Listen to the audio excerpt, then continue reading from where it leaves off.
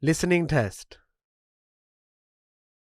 You will hear a number of different recordings and you will have to answer questions on what you hear.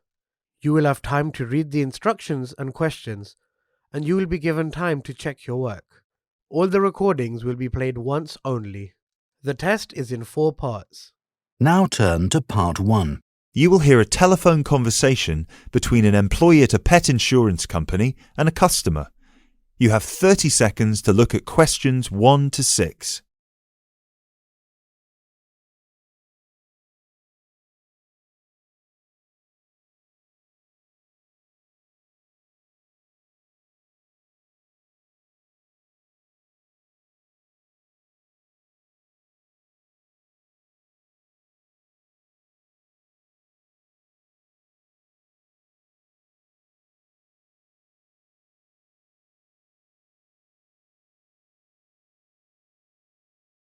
Pet Protect UK, how can I help? Oh, hello there. I'm calling to inquire about your pet insurance plans. Of course, just give me a second, please. Sure. So, have you checked our website already to see the options we offer? I've had a quick glance, and I think I'm interested in the basic plan. Great. I need to just ask a few questions first then. Is your pet a dog, a cat, or a rabbit?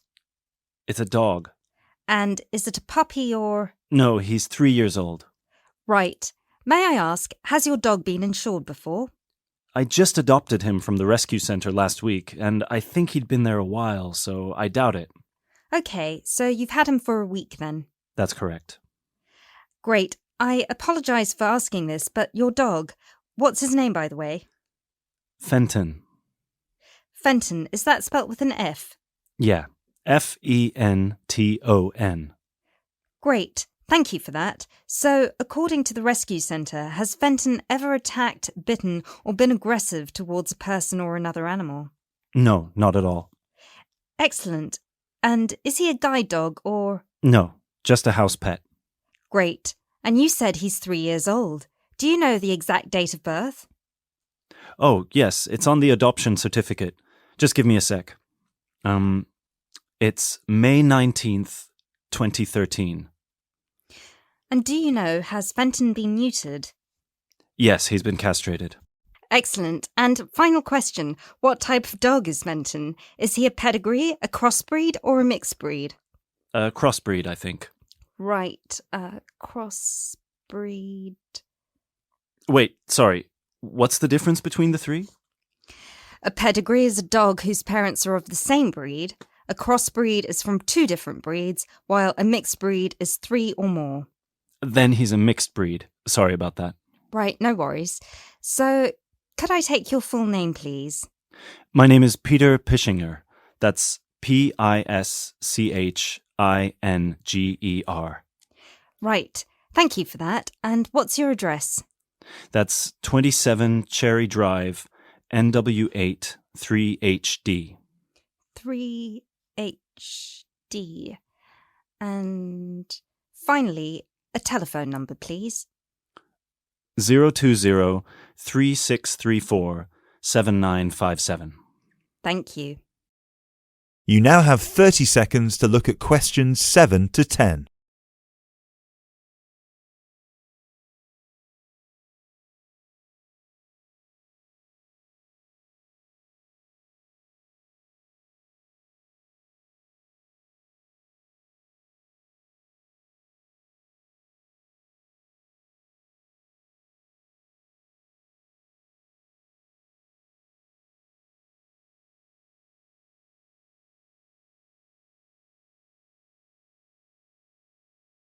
Now, you said you were interested in the basic plan. Is that correct? Yes, that's correct. May I ask, are you planning to switch insurance providers after the first year of your pet insurance, or is there a possibility you might renew with us? I haven't really thought about it. Why? The reason I'm asking is because if you plan to renew with us, it might be worth considering our premium or ultimate premium plan. With the basic plan, you will have to pay the same fee of £8 per month regardless of how long you stay with us. If you choose one of our other 2 plans, though, you will receive a discount for the first 6 months. You'll only have to pay £12 for premium and £15 for ultimate. And then, depending on your circumstances, you might be eligible for further discounts after your first year, depending on how many expenses you claim. If you claim less than £300, you'll have to pay the same as for the basic plan, but receive the cover provided by the premium plan. Huh.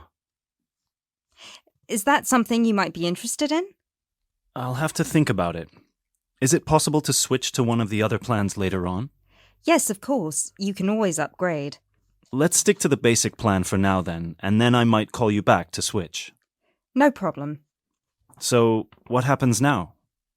Well, first we would need you to come over with little Fenton so we can have a look at his documents and medical history. We'd also need you to get him to the vet for a quick checkup. All of this is standard procedure before we can proceed with the insurance plan.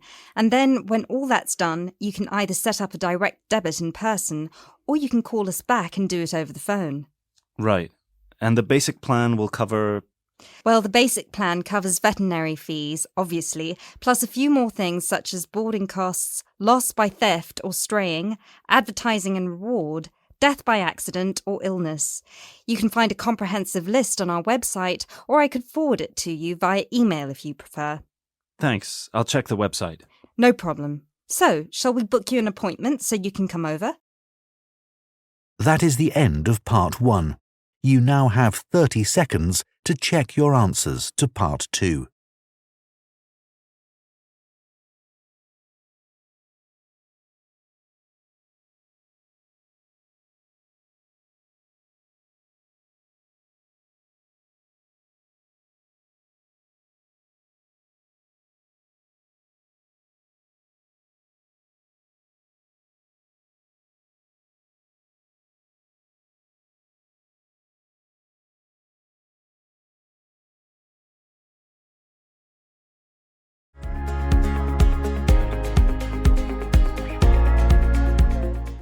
Part 2. You will hear an introductory speech to students at a summer school.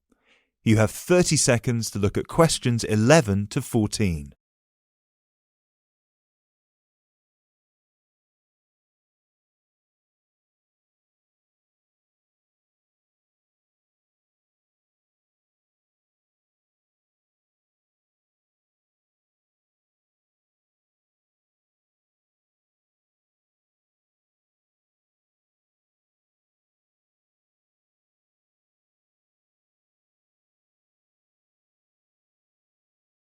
Good morning, everyone, and welcome to Climb Summer School. Now, I know most of you have travelled a long way to get here, and you're probably looking forward to settling into your rooms. So I promise I won't keep you long, but we've got to get through this very brief induction just to make your stay here as pleasurable as possible. Now, as you can see, while we're located very close to the centre of London, we're actually quite cut off from the main road. And we've got plenty of space for our facilities and students. This was part of our founder's vision, Jasmine Climb, who thought that the best environment for teenage students would be a place that combines the comforts of a big cosmopolitan city with the beauty and serenity of a quiet, remote site. Now, back in 1983, when our school was founded, this all here was an abandoned warehouse, and the classes were held in the main building that you can see over there. There were no trees, no conifers surrounding the property. There wasn't even a main gate. It took years and a great deal of effort to get our school to where it is today. And I'm sure that if you take a look at page 34 in your brochures, where you can find a picture of what the school used to look like back then, you'll agree that the changes we've made are more than impressive. But it's not just the facilities that make Climb Summer School special, obviously, and I'm certain you already know this. Over the following 10 weeks, you'll receive an assortment of classes on a variety of topics, ranging from language, literature and poetry to creative writing, communication and project management. All of these modules have been designed to improve your chances of getting a place in the universities of your choice, while also giving you the opportunity to learn, excel, and of course, also socialise with people from all over the world.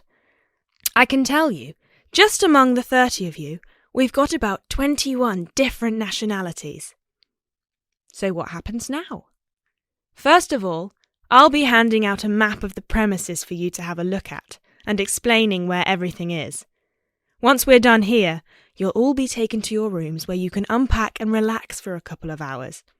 And later on, we'll be having our first activity of the day, a mix and match lunch in the main hall, where you'll have the chance to meet your new classmates.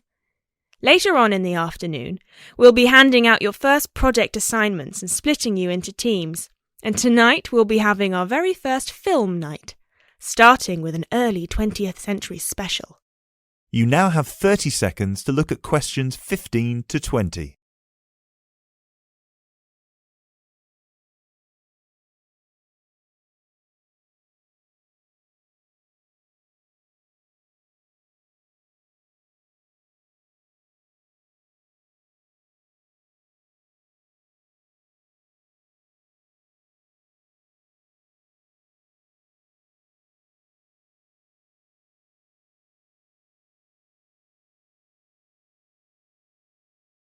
So, let's get on with the map. You've already got a version of it in your brochures, so if you can open them to the last page so we can have a look. Very well. As I showed you before, the actual school is right over there in the middle. That's where you'll be having most of your classes. Adjacent to it, you'll find the main hall, which is where we'll be hosting most events, such as today's lunch. On the left from the main building, you'll find a smaller building, which is where the accommodation and welfare offices are located. This is labelled as the garden office at the front, and it's easy to spot because it has a green door. Each of you is assigned to a different residence hall. We've got 3 residence halls in total, 1 on the left and 2 on the right. The one right next to the garden office is Ursula Hall, named after our founder's sister, while the other 2 are Peter Hall and William Hall. Now, as you can see, there are 3 more buildings to the left of the semicircle here, and 1 more building on the right-hand side, next to William Hall. So that one, which is shaped a bit like a dome, is the pavilion.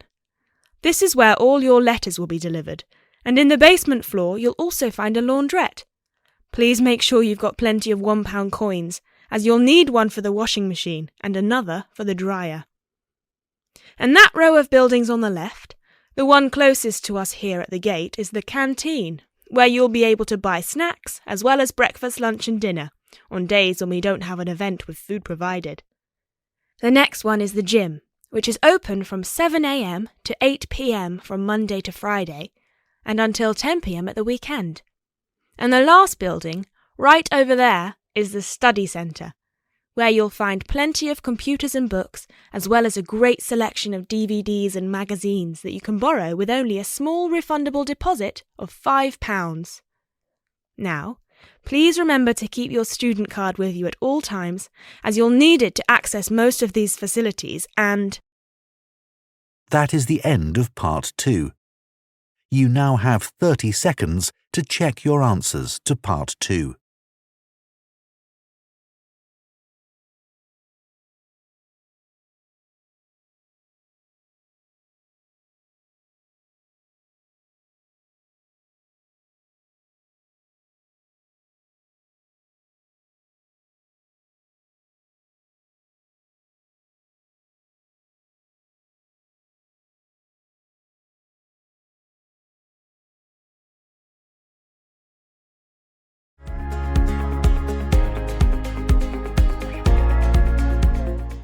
Part 3. You will hear a conversation between a university lecturer and 2 students. You have 30 seconds to look at questions 21 to 30.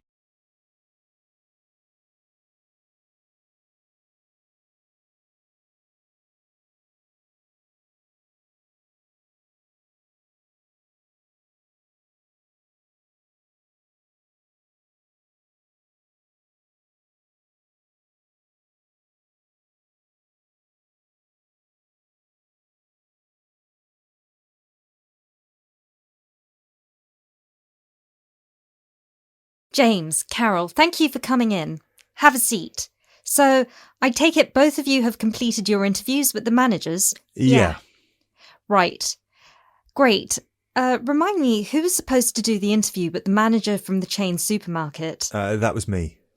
Right, so that means that you were going to do the interview at the clothes shop, Carol, right? Yeah, but we decided to swap at the last minute, so I did the supermarket instead. Okay, so let's start with you first, Carol. If I remember correctly, you reported that your interviewee was very difficult to get through to. Is that right? Yeah, he had a very busy schedule, so it was hard for him to fit me in and show me around the store and everything.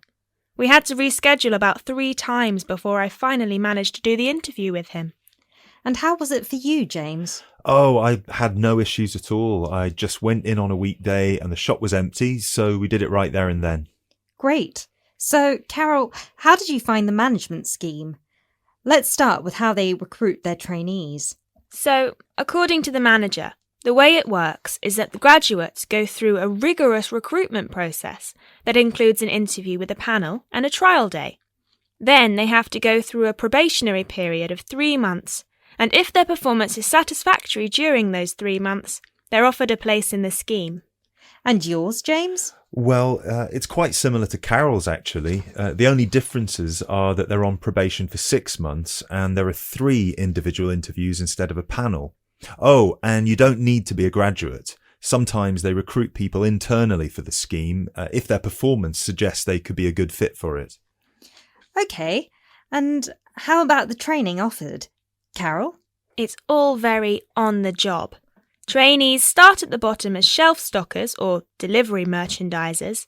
Then they slowly move up the ranks by becoming cashiers, shift supervisors, assistant managers, and finally managers. It's actually very similar to what any employee would have to go through if they wanted to become managers. The only difference is the timescale. The whole process would normally take more than 5 years, but in the scheme, they cram it down to 3. Right. James? Well, again, very similar to Carol's. The only thing is that there's also plenty of external training involved. People on the management scheme are sent abroad for 6 months, usually to Italy or France, to witness firsthand the production of a new season's collection. So they spend some time with the designers and they tour the factories where the clothes are produced. They also receive training on management skills through college courses paid for by the company. And how long would it normally take someone on the scheme to become managers? It depends on their performance, but normally about 2 years. There's also the part-time option, though, which would take about 4. Oh, no, sorry, 5, because their probation period is a year instead of 6 months. Great. So, what was your overall impression of the scheme from your interviews with the managers?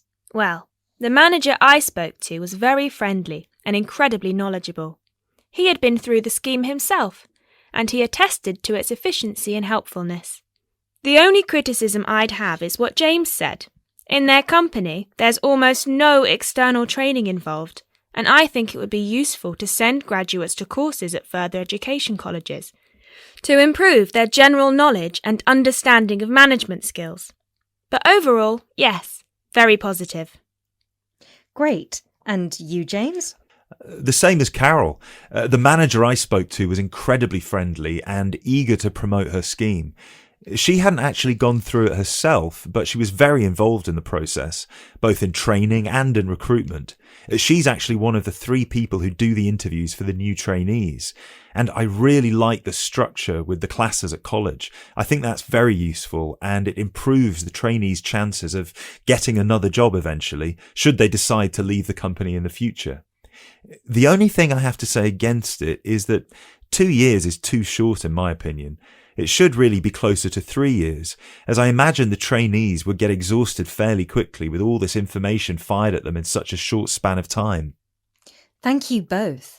So now you know you need to compare your 2 interviews and decide which scheme would be most beneficial to someone from a disadvantaged background, especially those who... That is the end of part 3. You now have 30 seconds to check your answers to part 3.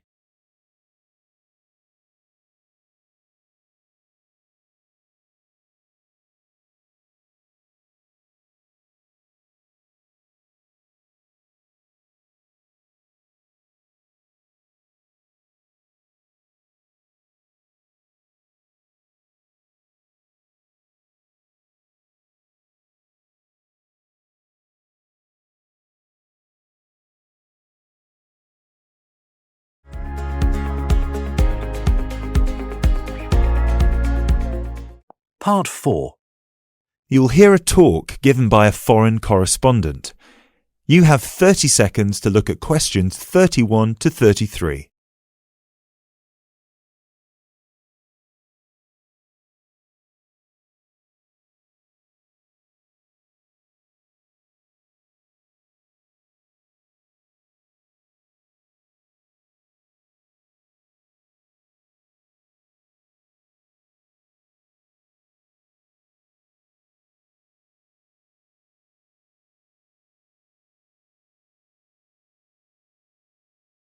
Good evening. As I assume most of you are already aware, I have been asked to come here and talk to you, essentially give you a quick overview of the life of a foreign correspondent, along with a few tips on how to become a successful international reporter yourself, should this be a career choice you elect to pursue. So let me start by this. Don't become a foreign correspondent, at least not due to the romantic notions that come attached to this job, or what you've seen in the movies.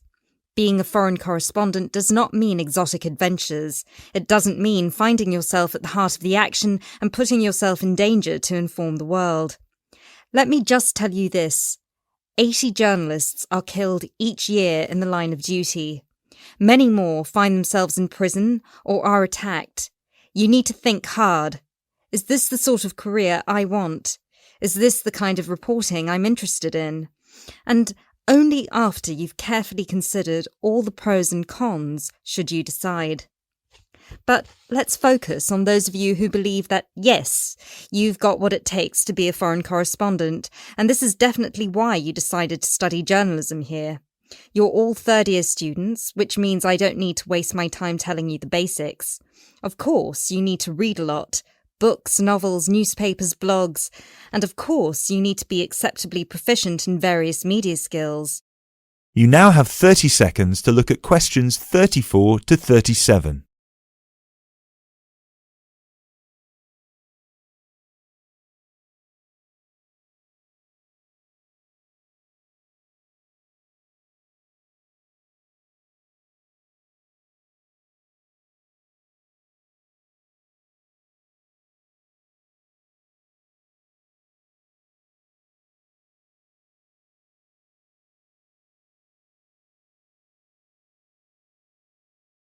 But what is it that's going to separate you from normal journalists and reporters? There are 4 things that'll make you different. The first thing is your experience of the world. You can't call yourself an international reporter unless you've been around and seen different places and different cultures. Seize every opportunity to visit other countries, meet people from around the world. It doesn't matter if it's business or leisure, just hop onto a plane and go everywhere. This will expand your horizons and sharpen your mind, something that, as a foreign correspondent, will help you understand better the culture of the country you'll be covering. And speaking of culture, this is a term you need to make sure you fully understand. What's culture? What makes a country's culture? Explore the culture of the country you're interested in. The music, the literature, the religion. Are there any cultural practices or conflicts you need to be aware of? Are there any tensions within the country? Why? The most important element of culture, of course, is the language. Do yourself a favour, whether you're planning to become a foreign correspondent or not. Learn a foreign language. So many of us are culpable for just sticking to just English, and while English is a very important language in the world, it would be foolish to think it's the only one. Pick a language whose sound you enjoy, a language you find interesting. Trust me, your future CV will thank you for it. And finally, history. Don't expect to be given a job as a foreign correspondent if you don't know anything about your target country's history. No piece of news is disconnected from the past. The whole world tells a story, and your coverage will suffer if you attempt to arrive in the middle with no reference to or understanding of what came before. The hows and whys always lurk in the past. Seek them. You now have 30 seconds to look at questions 38 to 40.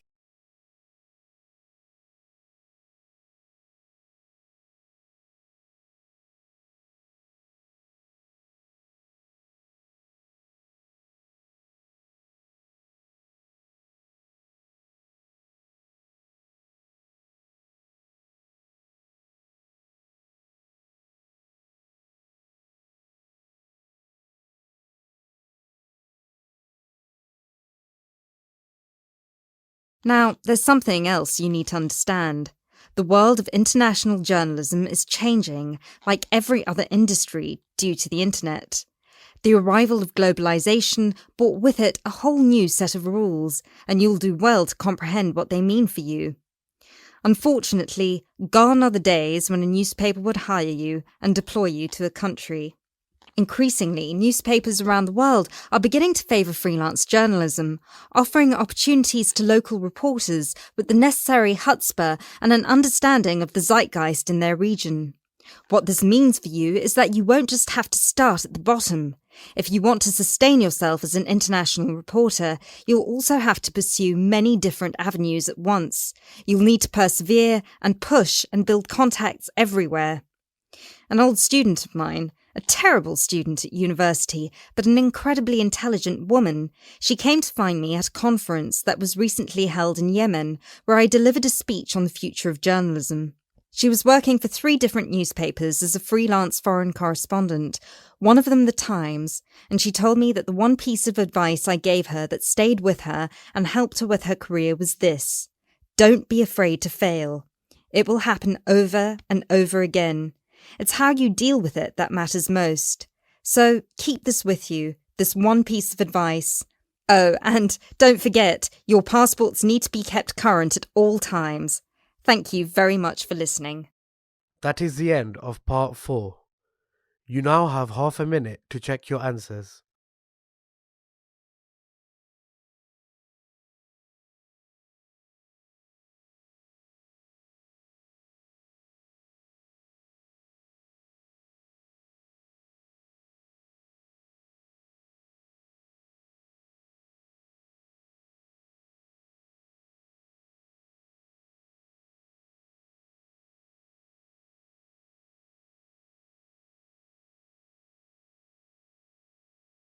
That is the end of the listening test.